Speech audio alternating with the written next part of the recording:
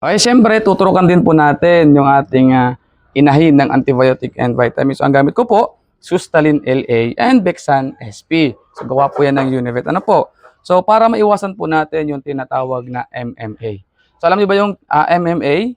Ito po yung mastitis, metritis, agalaxia. So, yung mastitis po, yung pagkakaroon po ng pamamaga dyan sa kanyang may dede, ano po, or sa kanyang may other.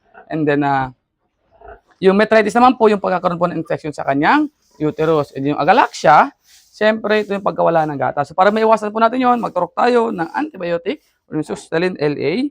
So 1 ml bawat 10 kilo. Sa kabila naman, tuturukan natin ng Bexan SP para po maibalik yung lakas na nawala during panganak. Ano po, and para mas mabilis po siya maka-recover. Okay, so magtuturok po tayo ng ating antibiotic and vitamins. So ako po natuturok lang ng 5 ml sa ating inahin.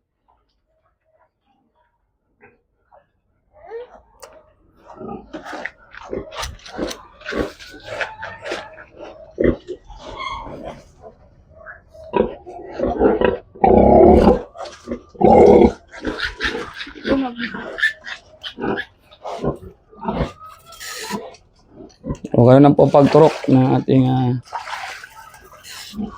gamot sa ating inahin. Okay, so sunod naman po ang ating antibiotic.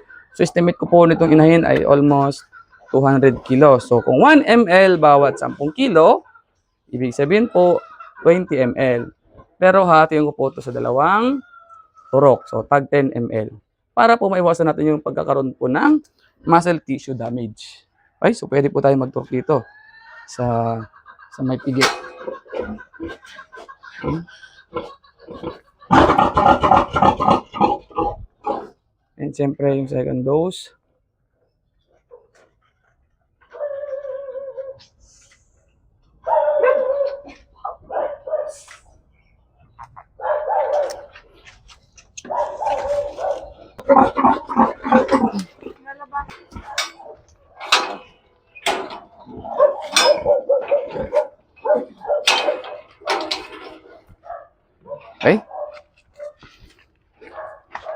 Okay.